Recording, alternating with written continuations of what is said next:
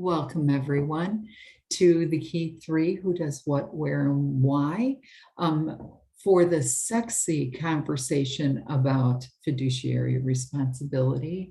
I'm Carla DeFlorio, and I happen to have the pleasure of being the Director of Support Group and Chapter Services at DBSA, and I am joined by several of our chapter leaders. I'm going to ask them to introduce themselves real quickly, and then we'll go on with the presentation from there. Okay, I'm Kathy, and I'm from San Antonio, and I've been with the group almost 23 years, and I've been secretary, chair, and treasurer at various times. I want to welcome you here. Hey everyone, I'm Monique. I'm currently the president of the Greater Milwaukee chapter. Great, and Riss? Hi, I'm Riss. I'm here in Colorado Springs. I have been a board member for several years, but this is my first year as board secretary. So the key 3 that we're talking about are the chapter president, chapter secretary, and the chapter treasurer, and the roles that they play, particularly around the subject of fiduciary responsibility. So with that, I am going to share my screen so that we can look at a few slides, and I will go over what I mean by all of that. So first, I want to remind everyone that we had some learning objectives that we shared with everyone, and they included that by the end of this session, you should be able to name the 3 fiduciary duties, because there are duties, and then describe which officer is primarily responsible for particular fiduciary responsibilities. Now, that doesn't mean that everyone doesn't have the responsibility, but which officer is primarily focused on what.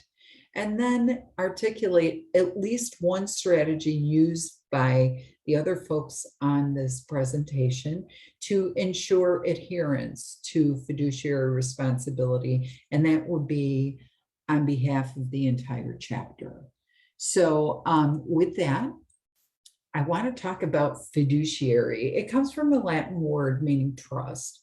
And the definition, if you looked it up in Webster's, is a person who stands in a special relation of trust, confidence, or responsibility in his or her obligation to another. Now, the another in our case is the membership or the participants, depending on if you have a membership model in your chapter or not.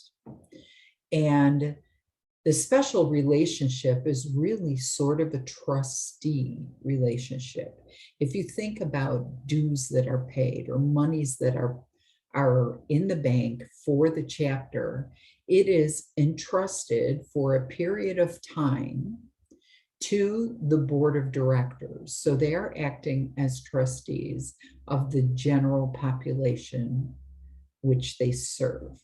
So the 3 main fiduciary duties are the duty of loyalty, the duty of care, and the duty of obedience. And they all sound very ominous. And so I want to unpack them a little bit so that they don't look as intimidating. So what could be more loyal than a dog to a child? In this case, it's a little boy, but just that you have to be prepared to put organizational objectives ahead of self-interest and above self-interest. And that's what the duty of loyalty, if you had to say one sentence, it would be that first bullet point, because the idea is that disclosing personal interests and a need to recuse yourself from discussion and voting is just part of normal way of doing business. That's why you are encouraged to sign things like confidentiality agreements and conflict of interest agreements, because conflict of interest is not a problem if we disclose, because then we can have a strategy for how we deal with it. I'll give you an example. Let's say my husband was in the printing business, and we did a lot of work with print, getting things printed. I would say my husband is in the printing business. So any discussions that are about who we're going to award these contracts, I am going to walk out of the room, or I'm going to recuse myself from discussion and voting so that I do not influence anything that is discussed here. That's a solution, right? I'm being very open and honest, and that's really what the duty of loyalty expects. And you avoid entering into business relationships between the board members and the organization. That's really, that example I just gave you is the exact thing. Okay, the next one is the duty of care. Now that means that not only do you have to read the mission, vision, and governing documents like bylaws, etc., but you actually have to understand them. And if you ever have a question about your bylaws in particular, which seem to be the thing that people just have a hard time getting their head around, if you come to Jill or I, we can read them in a hot minute and help you to decipher them, because we've been looking at many hundreds of these over the years. And so we can help you to decipher them quickly. You have an obligation. Part of your duty of care is to attend board and committee meetings. Now, I'm going to ask a rhetorical, not a rhetorical, I'm going to ask a question. I'm going to come off of the presentation for a second. So by show of hands, how many of you think that if you don't attend a board meeting, you are not responsible for what actions are taken? If you're not present. That is the correct answer, because you are responsible for it. It is part of your duty of care. And so I would have been very concerned if somebody had put their hand up. So what that means is that even when I'm not present as a board member, I'm still responsible for what occurs. So that means part of my duty of care is to ensure that I know what's going on, at all times, whether I make it or not. So if I miss the board meeting, part of my duty of care is to catch up and find out what I missed. It sounds very basic, and yet some people, don't know that. And so that's why we're having this session. Part of duty of care is being informed and prepared to participate in decision-making and oversight. And what that means is, I'm going to actually put these two bullets together: being informed and prepared to participate, and doing what the prudent person would do in handling their own affairs is the same. So so we're going to come off again. When we are making a decision to buy something, let's make it something big. I just bought a new washing machine and dryer, so we'll use that, okay?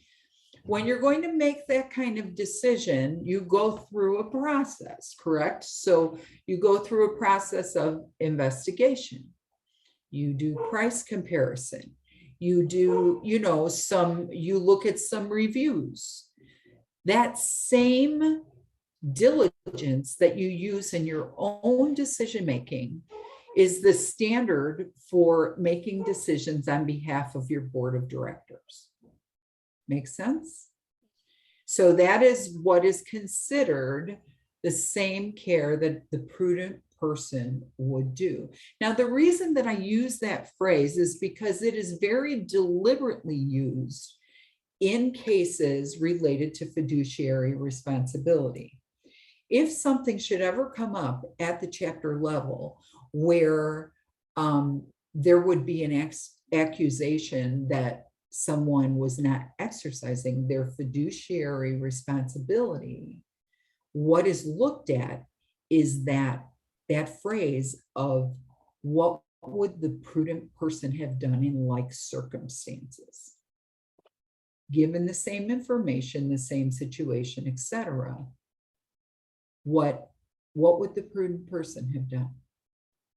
And so that's why I am consistently going to go back to that phrase, because it's important, and it's important from a liability perspective. And I'm always about protecting the chapters from liability.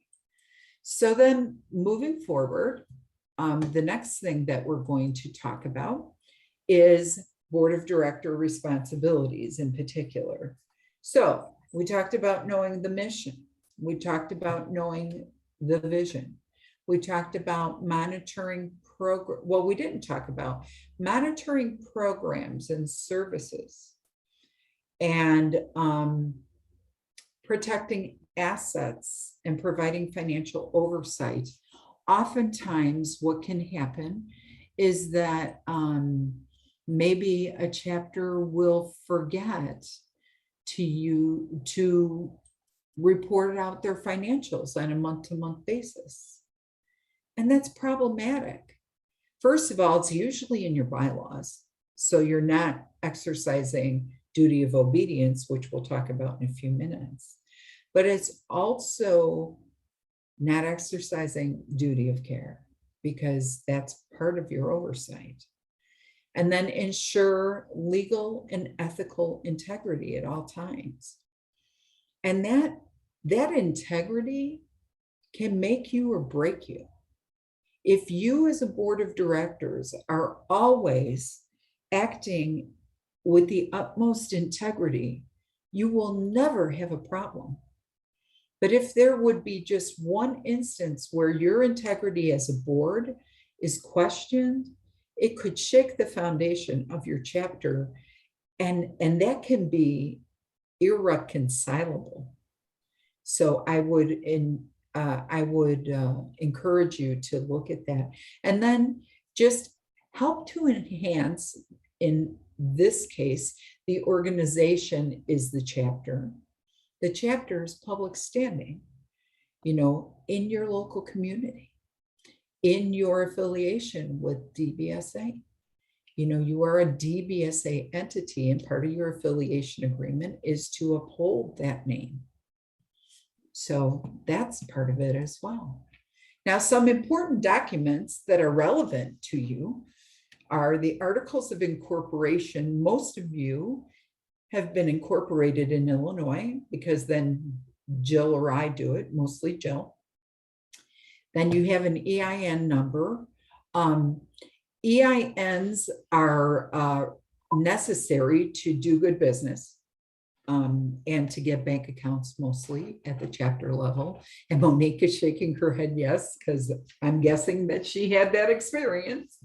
And then bylaws, the evil bylaws that I've already alluded to. And then your 501c3 letter from the IRS. Those are really important. A 501c3 letter to a chapter could mean that anyone who contributes to your chapter can write you off on their taxes. And that could mean the difference between that person donating and not donating. So it's important to know where those documents are. Now we're going to talk about the duty of obedience. Okay, to understand and comply with governing documents, such as what I just talked about.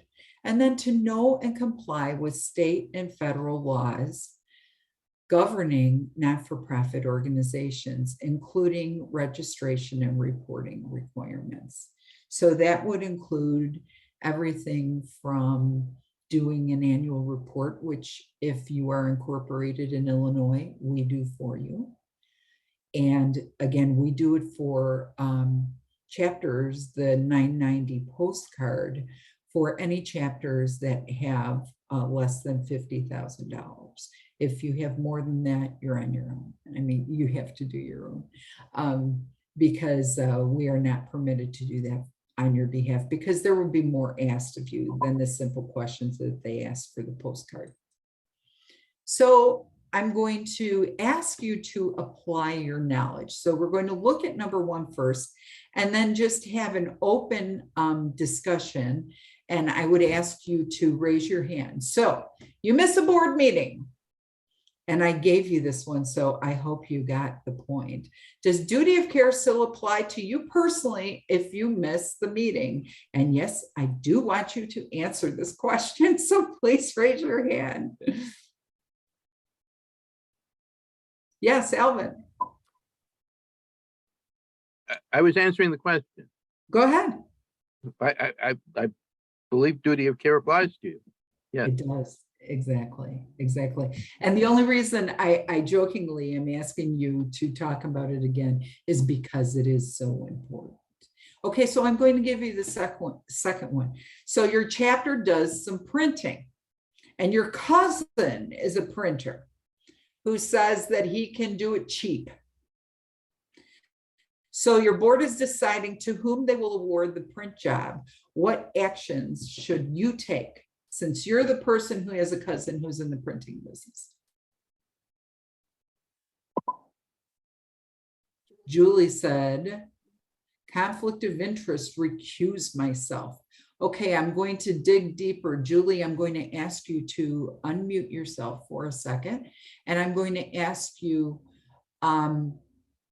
recuse yourself from what?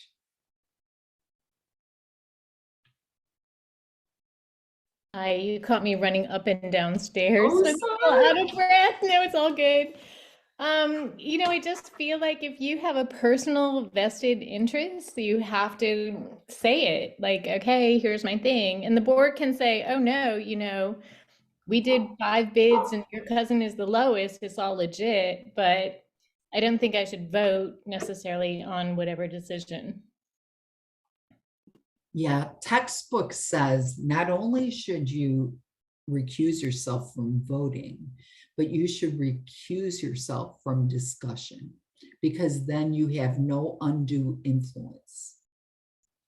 You just stay out of the conversation. The easiest thing, I think, would be to just say, I'm going to excuse myself from the room.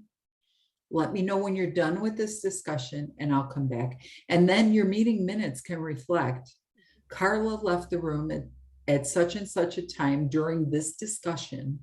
Carla returned at such and such a time once the discussion was concluded. Then it's all there in black and white. And again, that integrity remains intact. Okay. I have a question. Yes. Is it inappropriate for other board members, if they so choose, to say to this person involved, I'd like to ask you a question about this? It's fine. It's fine. It's whatever the chapter decides is appropriate.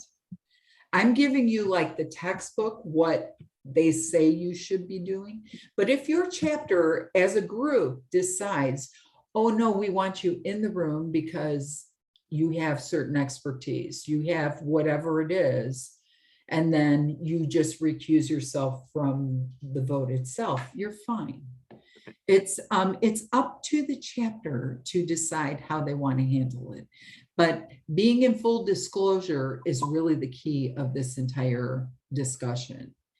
The last situation I'd like to present is a situation occurs with the chapter's elections. So what should you reference in order to resolve the issue? Like, where's the answer to what is procedurally right for your elections? Somebody raise their Bylaws? Constitution. hand. Kathy, Constitution, bylaws, I heard. It's usually found in the bylaws, because the articles of incorporation only say we're a business, this is our purpose, and that's all. But the bylaws have a lot of specifics under them. Now, here's the trick to bylaws, and I'm just going to give you sort of a rule of thumb. Bylaws should not be so specific that you have to keep changing them in order to stay current.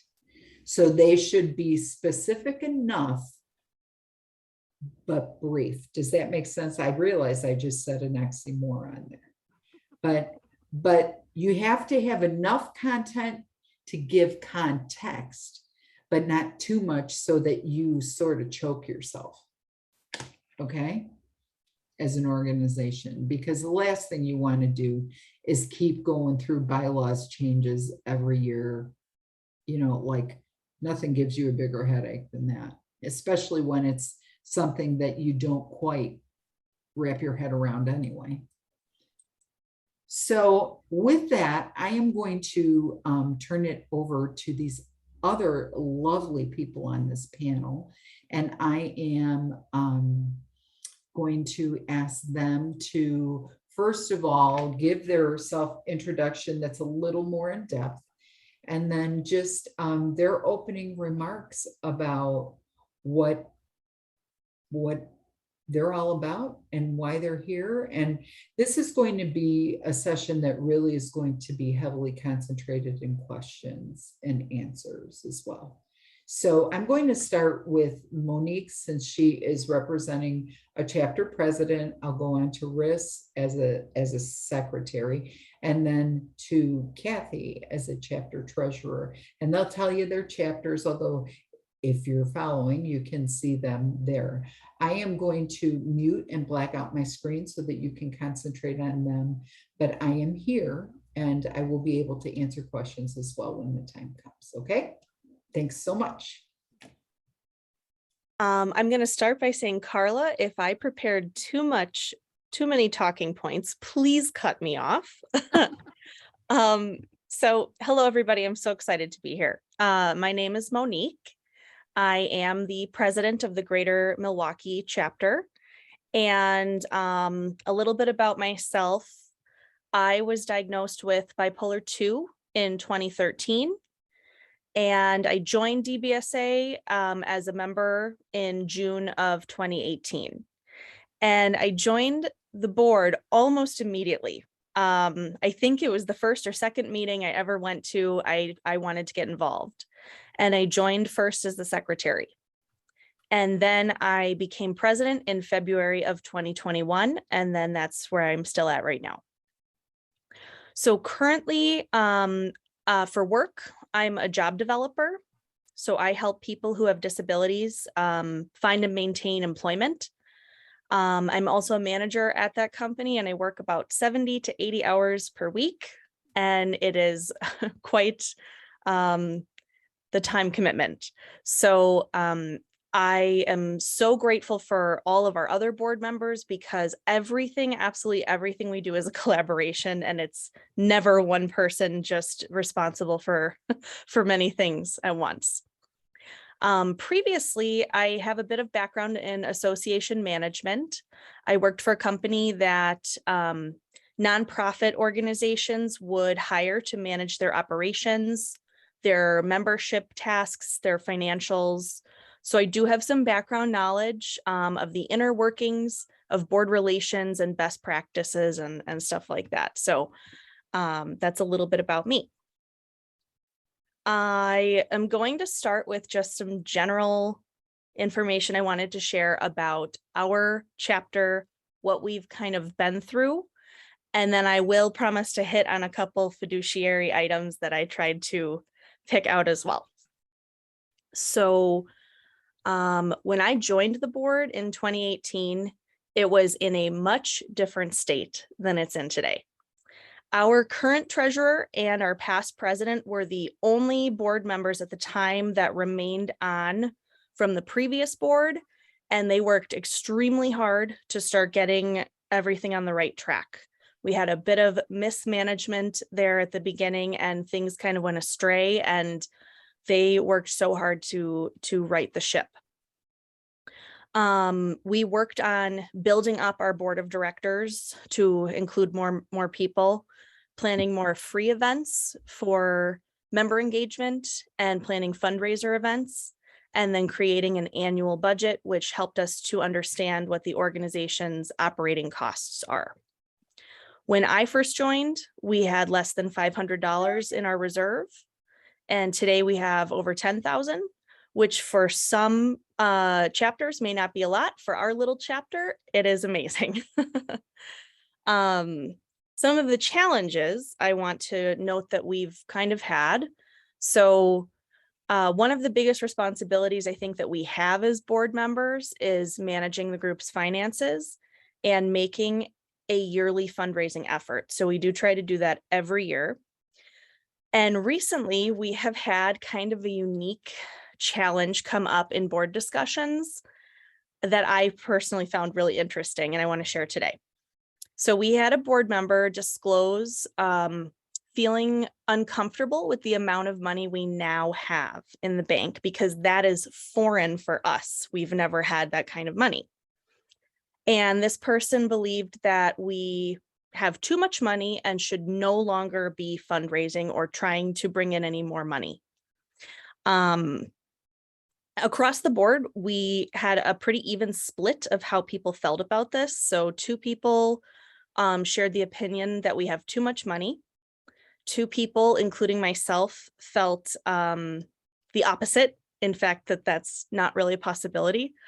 And then 2 people didn't have a strong opinion on the matter and were just open to kind of hearing both sides. So we were kind of able to shift the conversation to discuss ideas to better use more of our money to support our membership or provide services to people who are our members. And then also include more room for these items into our budget. So I thought that was a very interesting thing, because we are, of course, all individuals, but we are quite like-minded on many different topics, our board. And this was such a polar kind of split between opinions. And I'm so grateful for the capacity that our board members have to have really open, honest discussions, and then constantly bring it back to why we're here, why we're doing this. It's for DBSA. We have a mission to support all the members of our community, and how can we put the money that we've raised to good use? So that was just kind of an interesting situation we've had. Some resolutions. I don't know if these are resolutions, but that's where I have them under. Something we've been able to do is to request donations from a larger business in our area. It's sort of similar to a grant, but it's a less strenuous application process. The business asks about, what the organization stands for and what we provide to the community, and then they've provided a sizable donation to us for the past 3 years. So that's kind of one of the ways that we've built ourselves up. We also had a situation arise in which newer members were coming to our peer support group meetings and bringing friends or family members who didn't meet our criteria to be group members themselves or to be able to participate in those meetings, since our bylaws define eligible participants to be people who believe they have a mood disorder themselves. So this led us to starting a separate support group, and that's our family and friends group. And this group is for anyone who wishes to discuss their own friends or family members in their lives who have a mood disorder, sort of similar to an Al-Anon group. But we also encourage our own members to attend that and bring a friend or family member. So it's really an open group where we still discuss mood disorders, but you don't have to have one to join in the conversation. And that is well known before anyone participates, because our other ones, we have strong confidentiality rules. So everyone knows everyone there is a peer so that they can feel comfortable. So we're super proud of that group as well. Now, I will mention some fiduciary things. So a couple things that I noted that we've done. One of our board members is a lawyer, and he has in the past presented us with a letter, something official that he sent to us to say that, he is not actually able to provide us with legal advice for the chapter. So that's something that he had to do on his business end and on our end to protect anyone involved, because we knew he was a lawyer and might be able to give us suggestions, but we could not consider it as legal advice, and we would have to go to someone who could actually do that if that time were to come. So that's kind of a protection we had in place. We do have monthly board meetings, which is a huge time commitment. I'm not going to lie, but they are very useful for us to stay on track with any kind of projects we're trying to do. Because of the association management background, I've seen other groups who only have 1 or 2 board meetings a year.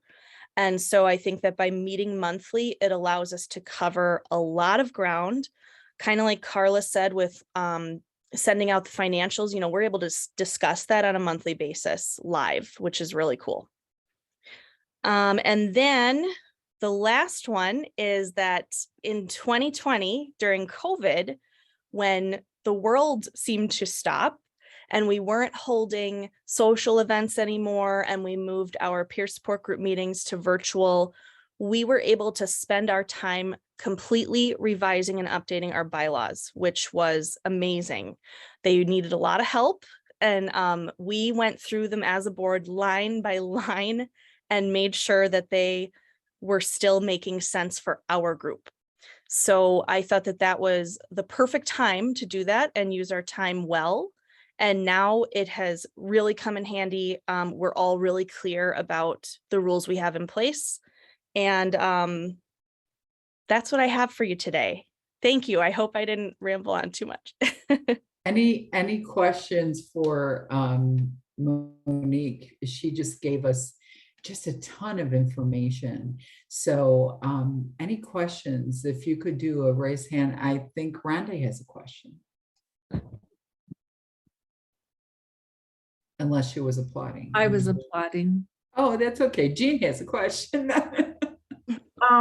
This business that is making substantial donations to you, how did you find this business?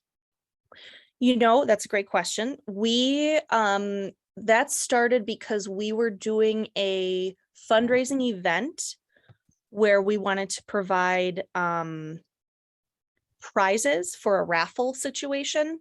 And we had approached them for that. And instead of that, they directed us to a whole branch that they use to give funds back to community services or programs. And then that's how we found them. It's Whole Foods, if anyone wants to look into that for their chapter in their cities. Yeah. Okay, thanks. Wow. You're welcome. You actually got them to give you money instead of us giving them money. They gave us $1,700 the past 2 years. So wow, that's yeah. wonderful. Yeah. That's a lot of affiliation fees. Yeah. Yes. And then some. Yeah. Thank you so much for your organized comments. Any other questions from anyone else? You got some party favors from Rhonda too. So Thank you. I think everyone really appreciated your comments. Next, I'd like to turn it over to Riss and just ask for what's happening in Colorado Springs. Hi, all. So my name is Riss. It's short for Marissa. I am a peer. I do have bipolar disorder. I joined DBSA back in 2013. I became a facilitator in 2015. I took on the role of peer facilitator coordinator. So I oversee the other facilitators, and I also do their training, the facilitator training on our local level. I joined our board of directors in 2018, and I have been serving as board secretary since January of 2020. So I will tell you, this is all brand new to me. So first, I kind of wanted to talk about the role of secretary, because I think often it's misunderstood. And I personally misunderstood it when I agreed, when I said, sure. So most people imagine that the secretary is just a note taker, but it's so much more than that. My job as a board officer and as secretary and a voting member, I take the minutes, but I'm also a compliance officer and a chairperson of several committees. So I'll elaborate on that. While it's true that my main goal, my main duty is to take notes at the board meetings, I keep in mind that these notes become official records of the organization. And these meeting minutes are frequently used to create a history of the organization's growth and impact. For example, when I take minutes in a meeting, the board reviews previous meeting notes and discussions, and that helps determine what our organizational goals are and how we intend to meet those goals. Additionally, being a nonprofit, our organizations are carefully scrutinized in order to maintain our nonprofit status. And the meeting minutes that I take are considered legal documentation of our organizational mission. So my duties, in addition to taking the detailed minutes, are to compile a report sent out to the entire board within 7 days of the meeting. Don't laugh, Rhonda, because Rhonda knows how late I am getting these minutes out. But the reports that I compile are the current minutes, last month's minutes, the financial reports, the administrative reports, any other reports. And I need to get those out in a timely manner so that it is still fresh in our minds. This is what we've decided on. This is what we're going to work on. These are our goals for the next meeting and the next few months. Let's see, I'm also, as a officer of the board, I'm on the executive committee. I didn't know what that was at first, but I've learned that our executive committee is comprised of our 4 board officers and also 2 non-officers. Our executive committee, we can meet and make decisions for the organization on behalf of the full board of directors when there's an urgent matter or something critical. I see your question, Kathy. Our agenda for meetings is actually prepared by Rhonda, our president. So that's a big help to me, to be honest. Good. So another one of my duties is to be the board of director gatekeeper. So I'm the one that keeps our chapter, our board of directors, our facilitators, our volunteers, any other stakeholders on track and in compliance with the regulatory and statutory requirements, such as bylaws, operating processes. So I have studied our board bylaws and the duties of the board officers to make sure we are observing the mission and the values that we have promised to our community. So in other words, I'm the one to make sure the board members and the chapter are keeping on the up and up, and that the board acts transparently, ethically, fair, and compliant when making our decisions and considering new policies and procedures. So that falls under, I would say, duty of loyalty and duty of care. Another one of my duties is to chair and participate in several of our chapter's committees. So our board expects its members to contribute, I think, a minimum of 10 or 15 hours a month towards chapter related business. That could be volunteering in the office, that could be heading up committees. It could be community outreach. So for example, I'm chair of the facilitator training task force. I'm also the new chair of the activities committee. So another thing that I did not realize, but I found that I really enjoy, is that I've become a face of our DBSA chapter, that I go out and represent DBSA Colorado Springs. And I'm proud to say I am a peer, I am a facilitator, I am a board member, I'm the board secretary. Here's my story. Here's, we would love for you to become a part of DBSA. So I do go to community outreach events. I do talk to, my phone number is on the website. No, I believe it's my email address is on the website. So when anybody in the community has a question about who is DBSA, how can you help me, I'm available. So that's something that's similar to what Monique said. You reach out to the community. I'm always looking for ways of how we can get community support, or how we can improve attendance at our meetings, or how we can work in collaboration with other social support groups. I will say, when we talked about duty of care, it brought to mind one of my struggles, a personal struggle I had. So my job is peer facilitator coordinator. I oversee the other facilitators, and I am very protective of these facilitators. I have trained them myself. I'm very protective. So earlier this year, our chapter had some serious concerns about one of our facilitators, about his behavior. And again, I was very protective of him, saying things like, oh, he's such a nice guy, and I've known him for years, and he is volunteering his time, and we should be grateful for that. But I had to take a step back from that facilitator role and balance that with my board of directors officer role.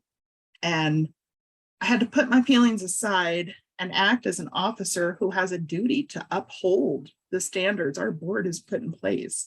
And that would be duty of loyalty. As much as I didn't want to relieve him of his duties because I liked him so much, I knew he was acting not in favor of our chapter and of DBSA's entire mission overall. So that was difficult. I've had my struggles learning what a secretary does, how many hats, all of the behind the scenes work that is required to keep the chapter running. It took me a while to learn the structure of the chapter and what is required. And I wasn't aware of the financial requirements to remain a nonprofit organization. So I will say it's definitely a learning process. My board members and fellow board officers and previous officers, they have certainly helped me along to embrace this role. So I wanted to let you know, as a secretary, we have many hats. We don't just take notes and fetch coffee. We help this board keep running, and we act as the gatekeepers. So that's a little about me. Thank you, Riss. One of the things that I love that you talked about was this whole idea of putting things aside, and it was duty of care, but I think it was also duty of obedience, because usually you would have policies in place. These are the things that we expect. These are the things that we are seeing, and that comparison. And really, it was about duty of obedience to the policies that your board, whether you were on that board or not, put in place. And so it is a conflict sometimes, because as a person, you genuinely liked that person, but you had to stand back. And this is really where duty of loyalty comes from. What is for the best for the organization? not what does Carla think or what does Riss think in this case, but what is going to be best for Colorado Springs going forward, because it probably messed with your reputation, with your integrity, with, you know, if it was behaviors that were involved, then it does mess with all of that. So you have to look at the outside. I had a boss who used to say that perception is 99%. Think about that statement for a second. Like, because I used to say, well, it's not true. She's like, it may not be true, but if people believe it's true, that's all that matters. And that's where integrity comes into place. That's why I, you know, when I'm coaching chapters, I'm coaching them to make sure that their integrity stays intact at all times and to be obedient to those documents and to those policies. So thank you for sharing that story. That was a great story. I'm going to turn it over to Kathy, and she will go ahead and give her comments, and then we'll have some time for questions and answers overall if you all have them. All right, thank you. Take it away, Kathy. Okay, Carla. I get to share about my experiences being a treasurer. I have to say that being a treasurer seems, it is pretty set in stone. I mean, you're dealing with a bank here, you're making deposits, or you're receiving money or checks or credits of some kind that you have to apply to the account. So that part seems pretty straightforward. But what I want to say at the beginning is when you take over being a treasurer, make sure the accounts are in order from the previous person. And I'm saying this by experience. So make sure everything is in order. You understand who's in charge of what. And then on a monthly basis, make sure that your records are in order and be ready to show the board what's available at any moment. Like there may be any moment, there may be a reason the board needs to know how much money is in there or what was taken out last week. One thing that I am kind of closed-mouthed about is who donates. I don't know if that's in the rule book or not, but I don't really share that with people. I try to keep that a private event between the donor and I'm talking about individual members. Just, I don't make a big deal of it. I guess I feel less comfortable doing that. I'd have to get permission, I think, from the member to maybe say something, but there isn't any real reason. I like making sure that I can account for all the money that has been given into the account and all the money that has been spent into the account. And we all know there's ways of doing that. We have deposit slips, we have receipts that we can give as treasurers. I love giving receipts. In fact, I beg people, let me give you a receipt, because it just is another way of checking our our accounts, because it seems like the person who doesn't have a receipt is the person that you're going to hear from later. Maybe, you know, I mean, you're kind of likely, maybe, you know, it'd be good for you to have a receipt. So I do have that one little problem with people because they just want to toss some money at me, and I don't feel comfortable with that. But if I know them well, I just, you know, I'll accept a $5 bill or, you know, whatever. But it makes it a lot easier for the treasurer if people will ask for and accept receipts of all kinds. And whenever I make a deposit, what's so nice about this day and age is I can send an email receipt directly to, I'm going to say it, my top two. I can send it to the top two people in the group, you know, our leadership. I don't have to send it to everybody. It doesn't have to be everybody's business on a monthly basis or a daily basis. But when I make deposits, for sure, I'm sending out that email to at least a couple people so they know that at least some money has been sent in. Now, I have another suggestion for people who are treasurers. When you do get money, let's say it's end of the evening and you've got like 15 $1 bills and maybe 120. Don't just grab that up and just take it with you. Grab it up and count it in front of somebody. I mean, I'm not implying that anyone's going to ever, our membership, no one's going to take this money away. But for your protection and for the group's protection, it's just takes a moment, and you can look at that person and say, yeah, I've got what, $30, you know, 120 and 10 ones, and then you got it. Somebody has is checking on you and you're checking on them. And so then when someone's aware of how much money in cash has been received. And I have a feeling this is pretty common with most organizations. You need two people. I mean, it doesn't have to be heavy duty. Just, can you check and make sure how much I have in my hand? It's a very good idea. Let's see. I can't really think of anything else right now, but I feel I covered it pretty quickly. Can I ask for questions? Are we going to ask for questions now? In a second. In a second. What I wanted to point out is what you just talked about, Kathy. First of all, thank you for sharing.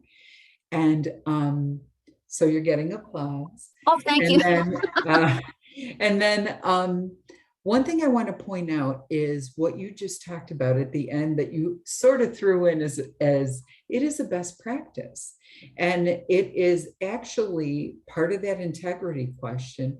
And it's part of really ensuring that fiduciary is being covered. One best practice that goes with that is whoever is making the deposits to the bank statement should not be the person who's receiving the statement itself.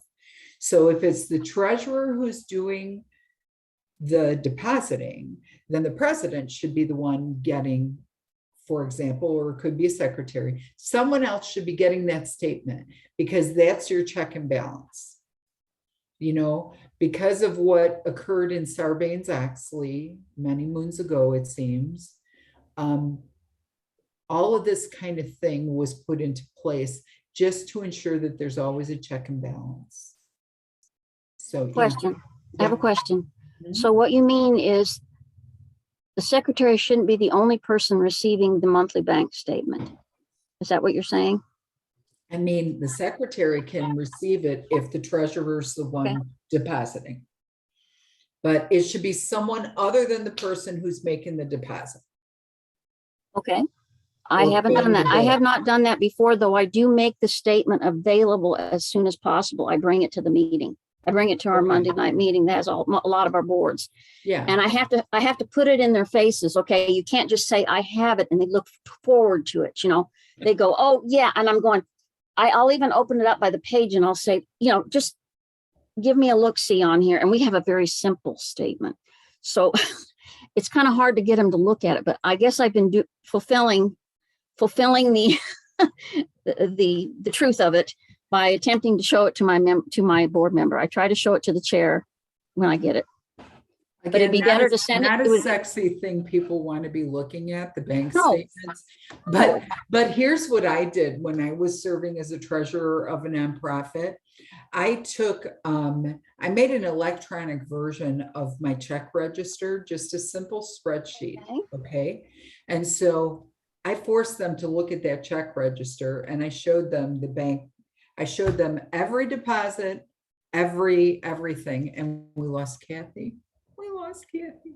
She'll be back, I'm sure. But I showed them every piece of that statement so that there were no questions. You know, like if you want to know what's happening, there's the answer. It's all there in black and white. Yes.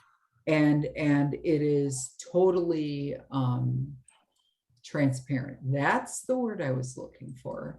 We're going to get Kathy back in a second. There we go. I see myself on the screen. I see myself on the No, screen. the problem was that your feature box went away. So we brought you back. You were pinned and then you were unpinned. Yes, Riss.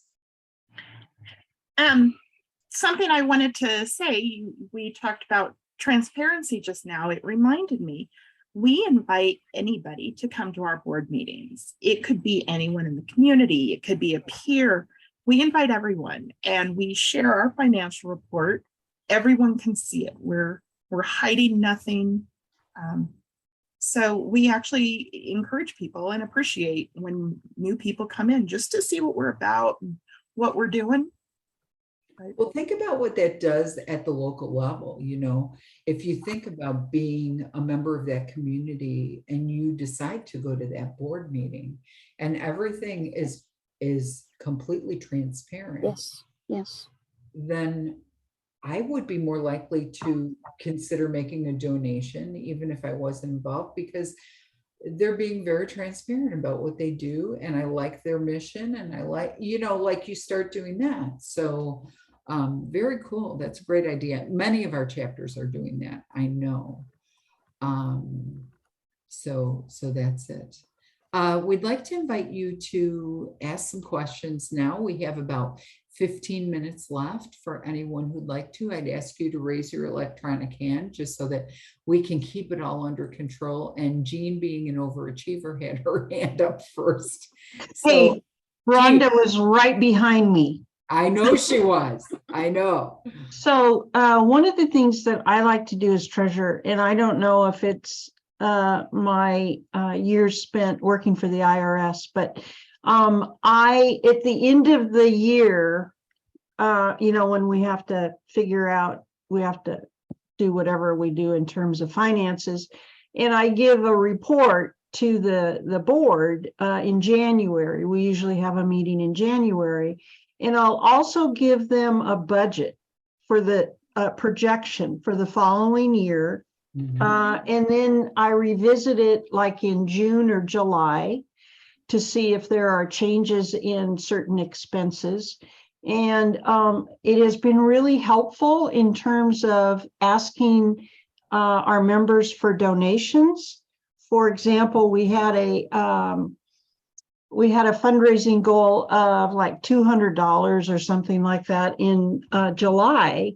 And so we just made an announcement at every meeting saying that we haven't been able to pass the hat, and we've sort of we're getting down there in terms of reserves, and we need some money. And how much money did we get, Kylie? We sort of overachieved, something like $500, something like that, because our members are generous, and they like to be asked, so that's what I like to do. But I think maybe that's my number system, that I like to see where the money comes in and where it goes and how much is left over. So that's what I like to do.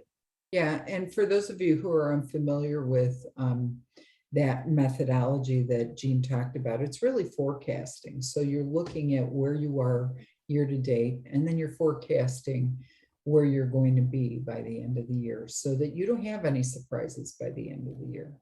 I mean, we do that at National all the time. We're constantly looking at our budgets, making sure, again, it's about the integrity of the money that we've been given. So we are holding it sacred. We are making sure that we're spending it for that for which it was donated. And so it's the same thing. We're, just different scales.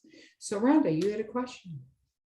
Not a question. I just wanted to share, we're really fortunate at DBSA Colorado Springs. We have a treasurer, but we also have a finance chairperson who the treasurer sends all the receipts to, and he provides a financial report, which is an agenda item at every monthly board meeting.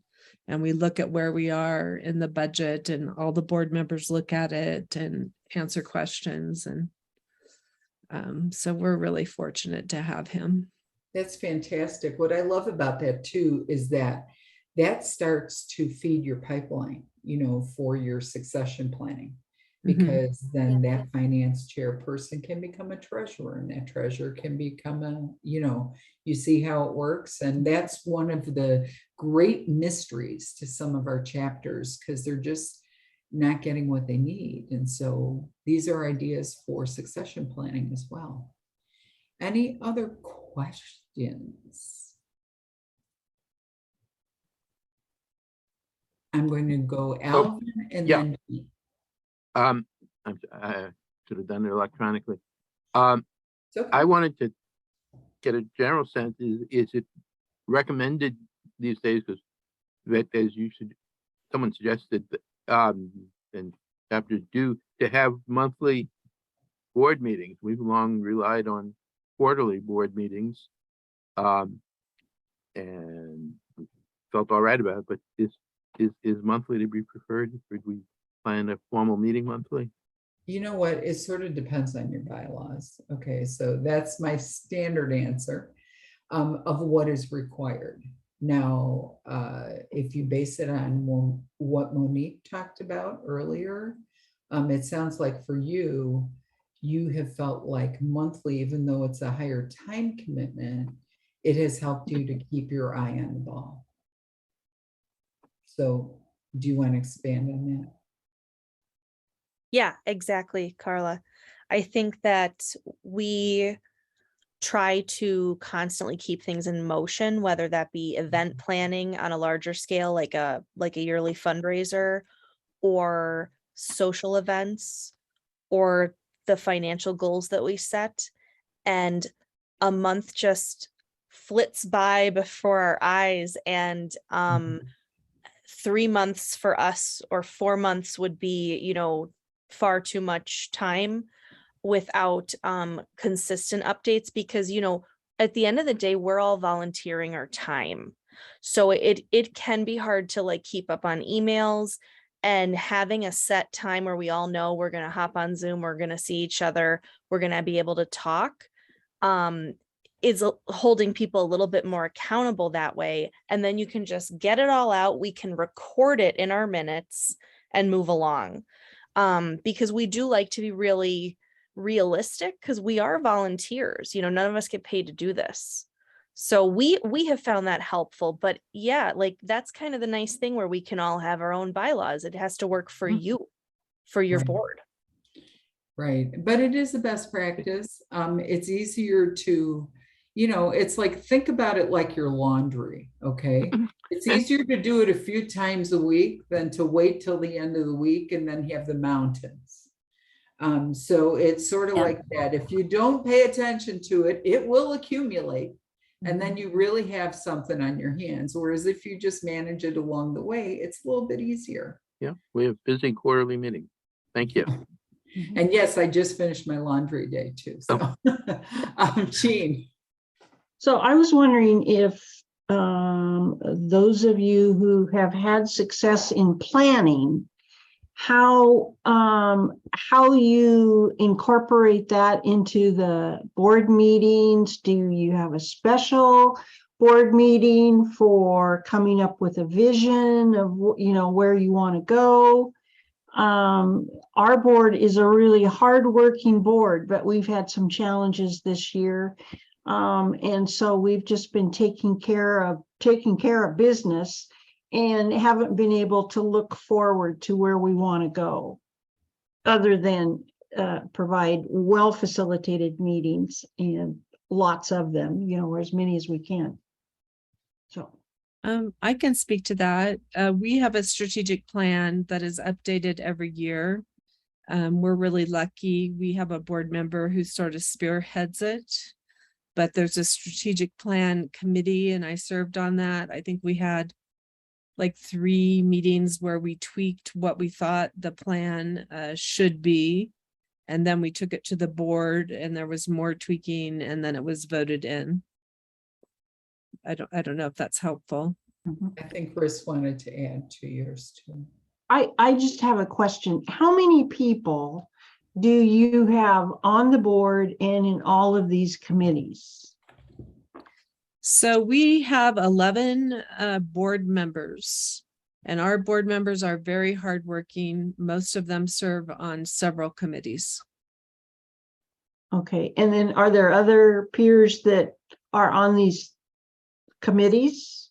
That would be wonderful. I would say that is not what is currently happening, because we're rebuilding back from the pandemic.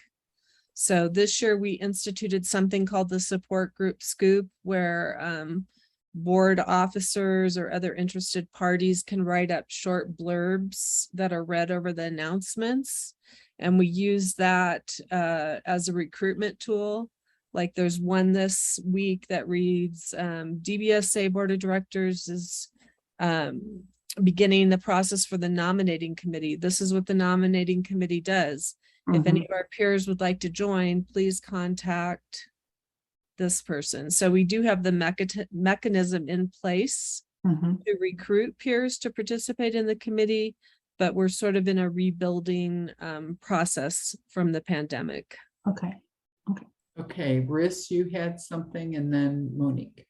I wanted to just add on to what Rhonda said and kind of address Jean's question. So we do have this this strategic plan, and it is 5 years in advance, and we have some very lofty goals, but the pandemic certainly set us back, and we had to change these goals from up here to let's just get back to meeting in person. So we have changed, these goals certainly evolve and they're fluid. We try to stick to this strategic plan, but we have to tailor it. And so, like you said, Jean, we all were kind of in crisis mode. Like, how do we keep our numbers up? How do we, participate in fundraisers when the whole world has shut down? Well, and Yes. I think part of it is all about how you look at impact. Because I think for the longest time, we were looking at numbers as impact. And really, what we started learning in the pandemic is that you're looking at numbers in a different way. So you're looking at, are we attracting different populations? Is it worth keeping, online going, as well as going back to in person? And all of those questions are being grappled with on the chapter level all over the country. So I agree with everything you said. Monique, you had something. Thanks. I was just going to add, because Jean, I am assuming you have a smaller board. We only have 6 people on the board, which could be a lot too. I don't know. But when we are trying to plan a larger fundraising event, we might discuss some of it at a board meeting, but we'll hold additional meetings throughout however many months that we need, called event planning meetings, because we're not large enough to have committees dedicated to the event. So we plan separate meetings to plan that, and they're considered optional, whereas the board meeting would be more that we expect everyone to let us know that they can come and that sort of thing. And, we probably get at least 3 or 4 people who are active participants in those meetings. So that might work if you have a smaller board. Well, there are people who just get charged up by that kind of thing. Some people really like planning events. They don't want to do the other stuff, the dirty work, they don't want to do the accounting. They don't want to take minutes, but plan a party. Okay, I'll do that. You want me to do the holiday party? It's that. So you have to sort of tap into whatever people are interested in. So we only have a few minutes left. Any last burning questions from people? You'll notice I said burning, So any last questions from people? Yes, Alvin. I just wanted to check, this is being recorded. This recording will be accessible. I can suggest to our board members that they take a look at it. Yes, we will make it available on the chapter management site. So yes. That's the whole idea. Anyone else? Jean. I just wanted to say that for 3 or 4 years, we had a very successful subcommittee, which was Laugh and Learn, and of which Kylie was one of the comics. And that was a really good fundraiser and really good community builder. So we did have, before the pandemic hit, we did have people who came together. But during the pandemic, it seems to be harder to find peers. So. Well, and quite frankly, our peers are not as likely to subject themselves in the pandemic. I mean, so many people were affected by that, but our population has been affected tremendously. So, Monique. I was just wondering if anyone feels comfortable sharing with me either their yearly operating budgets or their reserves, so I can kind of go back to my board and give them an array of what's normal in other chapters. It goes Monique. from $1 to 50,000. I would be happy to forward you a copy of our financial report. It is open to everybody. Thank you. I would appreciate that. And I would do that too for a price. I know what your price is, Jean, and I'm going to work on that for you. No, there's monetary price. Oh. Since you have so much money in the bank. No, I'd be happy to forward that to you. Thank you. I'm going There is, to our email. and Ron wrote a funny comment that said, "I'm not sure if any chapter is normal." But I think what he meant by that is there is no normal for finances. You know, it does go from like $0. Actually, I gave it $1, $0 to over 50,000, depending on what chapter it is and the relationships they have in their communities and all of that. So, you see that Monique put the chapter email there. And if you could take that, that would be great. I want to thank all of you for your engagement in this conversation and in this session. And I want to thank you for making the DBSA Summit part of your routine this year. I really appreciate your presence. I hope to see you at other events. We have an evening event tomorrow night, and there's a game night coming right after this session. So the fun sessions are taken over for a little bit. Facilitator trainings are continuing tomorrow. Part 2 of the suicide prevention class, the workshop portion, is going to take place tomorrow. So lots and lots still to do. And of course, I hope to see all of you at the closing session where Maurice Bernard will be interviewing one of our peers. Her name's Michelle Bibby. So it's a great conversation you don't want to miss. All right. Thank you, everyone. I hope Thank you, everyone. Thank you, everyone. Thank you. Presenters and Carla. Everyone.